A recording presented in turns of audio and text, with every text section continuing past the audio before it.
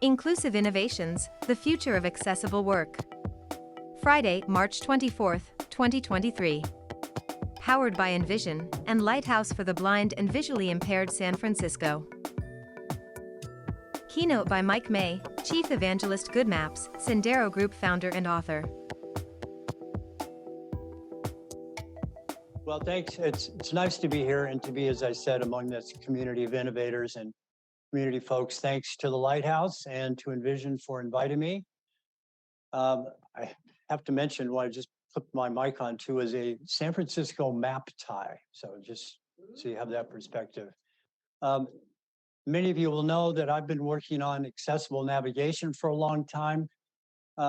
Sharon went back 120 years. I'm going to skip forward a little bit and say go back 50 years, 70s through maybe the next 10 or 20 years. And I'm going to do that in 15 minutes. So I thought a little bit of reflecting on where we've been and how technology has evolved can say a lot about where it's going to go and how long it'll take.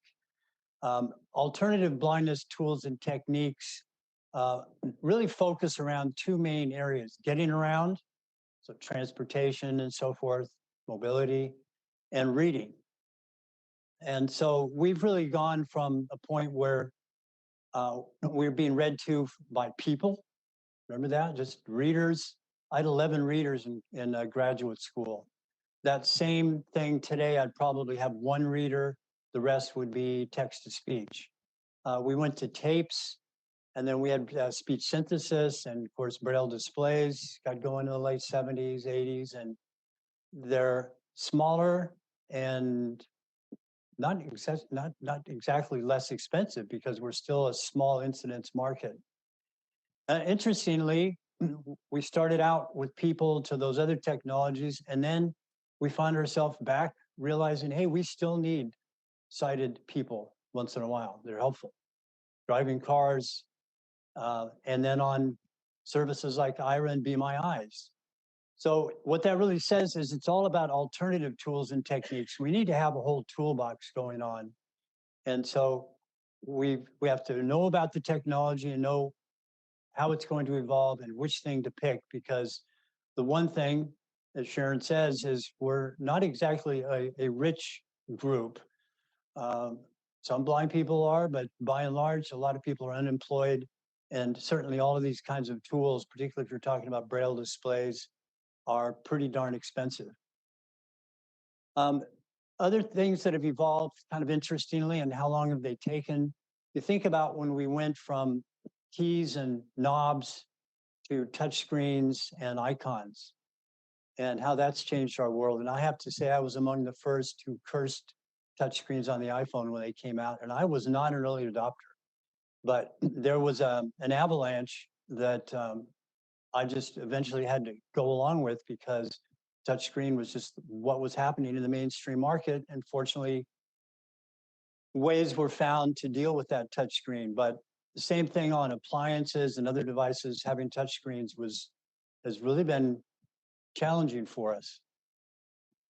We think about OCR and how it went from the Kurzweil reader the size of a washing machine to Arkenstone readers, which were like a desktop computer, to different kinds of smartphones, the NFB readers, and then to the eventually to OCR on iPhone. And now we have many apps. We have so many apps to choose from. Now the question is, which one should I use? Well, guess what? Like everything else, have multiple ones in your toolbox.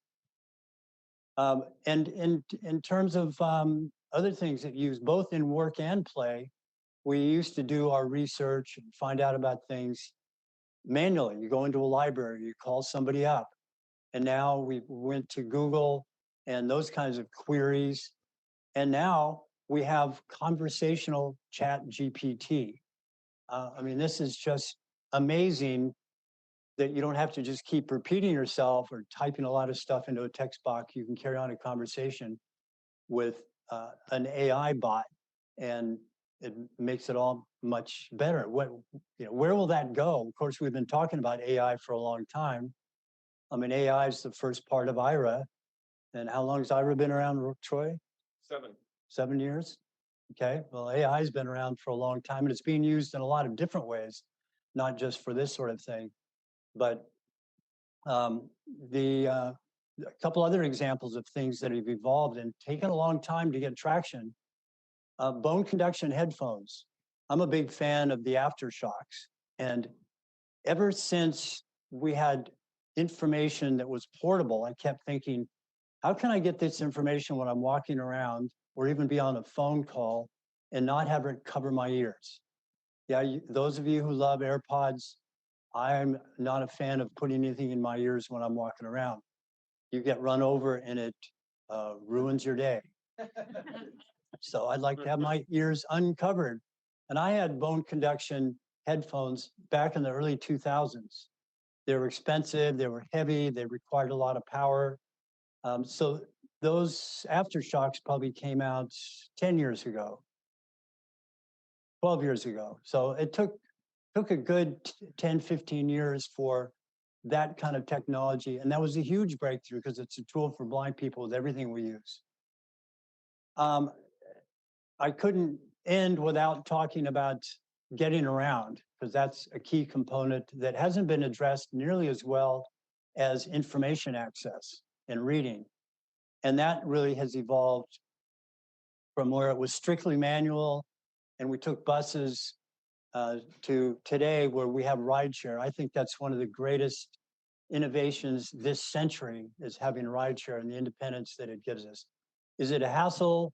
Do we have dog rejections? Yeah, it's a pain, but I'll trade that pain for having to wait around hours for buses or being dropped off at the wrong stop, or taxis that also would skip dogs and cost more and take an hour before they show up. So hooray for getting around, access, independence with rideshare. And all of these things contribute to the workplace.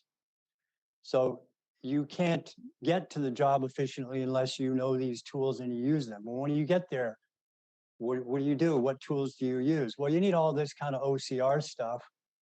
And certainly the next big evolution in that is looking at how the camera glasses evolve. And Google Glass has been around for a long time, 10 years or more, and maybe some other versions of camera glasses before that. And so now we're seeing the Envision glasses in the mainstream blindness market. And there's other models. It's always good when we have competition because it helps to push each other. So those kinds of tools, which will make hands-free use, really revolutionize all sorts of aspects of our lives. Because the one thing that's constant among blind people, we're all different in many ways, but the one common thing is one hand is occupied. With a dog or a cane, you got one hand for coffee or a suitcase, there's no hands left. So hands-free action for reading, for use with IRA, for use with Good Maps, which is my current company I'm working on for indoor navigation. That's another new frontier. And we can get you to the building. What happens once you get to a building, an airport, hospital, government building? There's really important to have turn-by-turn navigation in those buildings, and that's what Good Maps is up to. I guess just a word about the future is that you can look at all these different evolutions of technology and say, yeah, they've taken 10 or 20 years to evolve.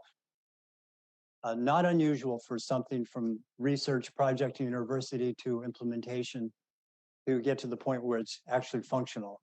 I was working on indoor navigation in the 90s. And so just in the last couple of years, it's become economically viable and accurate.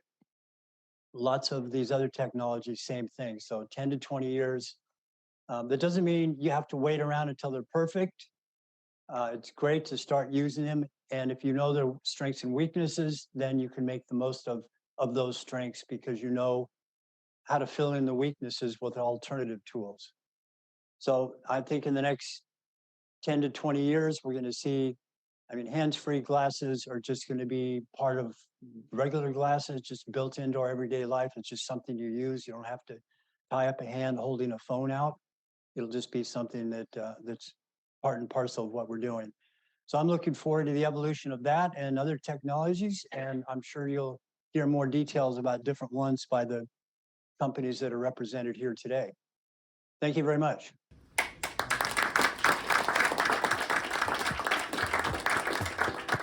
This was the keynote by Mike May at Inclusive Innovations 2023. For more information, visit let'senvision.com/in.